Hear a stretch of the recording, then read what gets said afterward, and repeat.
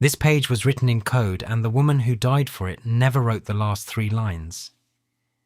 In July 1586, a clerk in London copied out a captive queen's letter and added a postscript of his own. A polite request for 6 names. Those names built a scaffold. That scaffold became an axe. Elizabeth Tudor, Queen of England, unmarried, excommunicated by Rome, and to half of Europe not a queen at all but a bastard. Mary Stuart, Queen of Scots at 6 days old, and in Catholic eyes the only lawful ruler England had. 2 cousins, 1 crown, 19 years of letters, they never met. Not once. The insult came first, and it arrived on a dinner plate. In 1558, Elizabeth took the English throne, and in Paris a 16-year-old Mary had the arms of England quartered onto her own. Her plate, her furniture, her servants' coats. A treaty at Edinburgh would have made her renounce the claim forever. She never signed it. Then France took the marriage away from her. Her husband, the boy king, died at 16. At 18, Mary sailed home to a Scotland she barely remembered, Protestant, armed, and run by men who despised the idea of a Catholic woman on any throne. 4 years later, she married her cousin, Henry Darnley. Tall, charming, and worthless. Within months, he was jealous of her secretary, an Italian musician called David Rizzio. Darnley's men dragged Rizzio out of the Queen's supper room while she watched, 6 months pregnant, with a loaded pistol held against her belly. They stabbed him 56 times. 3 months later, Darnley lay recovering from illness in a house at Kirk. At 2 a.m, the house exploded. Darnley was not inside it. They found him in the orchard beyond the wall, in his nightshirt, without a mark on him. He had been strangled. Edinburgh did not wait for a trial. Placards appeared on the doors of the city, a crowned mermaid, the old shorthand for a prostitute over a hare, the crest of the Earl of Bothwell. 3 months later, Bothwell was acquitted by a court he had packed, carried Mary off, and married her. Her own nobles turned on her inside a fortnight. They locked her on an island. At Lochleven, she miscarried twins, and while she was still bleeding, they brought 3 documents to her bed and told her to sign away her crown. Her son was 13 months old. He was crowned 5 days later. 11 months later, she escaped, raised 6,000 men, and lost the battle in 3/4 of an hour. Then she made the decision that killed her. Instead of sailing for France, she crossed into England in a fishing boat to throw herself on the mercy of the cousin whose crown she had worn on her dinner plate. Elizabeth did not send her back and did not let her go. She invented a 3rd category, not a guest, not a prisoner, a matter under investigation. A commission sat at York where Mary's own half-brother produced a silver casket of love letters he swore proved the murder. The verdict was that nothing had been proven against anybody at all. Mary was cleared and kept in custody anyway, for 18 years. 18 months in, the north of England rose in her name. 6,000 Catholics marched on Durham and heard Mass in the cathedral for the first time in 11 years. Elizabeth crushed them and hanged 800 men in their own villages. Mary had not lifted a finger. Her existence was the plot. Then Rome made it worse. In 1570, the Pope excommunicated Elizabeth and released every English Catholic from obedience to her. Overnight, killing the Queen of England stopped being treason and became a duty, and a Catholic queen was already sitting in an English castle, waiting. The first man to try was the richest nobleman in England. The Duke of Norfolk planned to put Mary on Elizabeth's throne with Spanish troops and rule beside her, until Walsingham's men found his letters hidden in a bag of gold. Norfolk went to the block, but it took Elizabeth 3 separate warrants. She cancelled the first 2 herself. Here is the part that does not fit. All through those years, the 2 women wrote to each other, not as enemies, as sisters.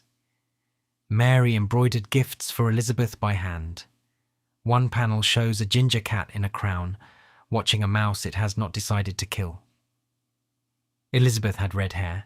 In 1562, they planned to meet at Nottingham until a war in France cancelled it 4 weeks out. They came within a month of standing in the same room. By 1584, her council had lost patience with their own queen. They wrote the Bond of Association. Thousands of Englishmen sworn to kill anyone who might benefit from a plot against Elizabeth. Then they took away Mary's post. She was moved to Chartley under Sir Amyas Paulet, who searched her laundry and cut her off completely. Walsingham needed her desperate because a desperate prisoner will use any channel she is offered. The channel was a beer barrel. Every week a brewer delivered ale to Chartley, and every week a letter left the castle in a waterproof case pushed through the bung of an empty cask. Mary believed her friends had bought the brewer. Walsingham had bought him first, and every page went to London before it went anywhere else. In London, the letters went to a short-sighted little man with a pockmarked face, Thomas Phelippes, the finest codebreaker in England. Mary's cipher ran to more than 100 symbols, shapes for letters, shapes for whole words, and shapes that meant nothing, there only to exhaust a reader like him. He broke it and read her for a year before she learned his name.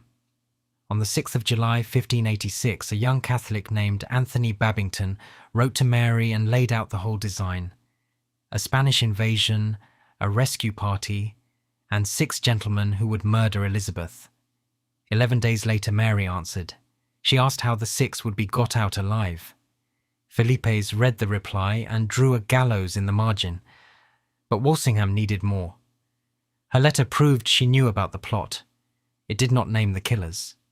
So Phelippes took a clean sheet, copied her cipher exactly, and added a postscript in her voice asking Babington for the names of the 6 gentlemen.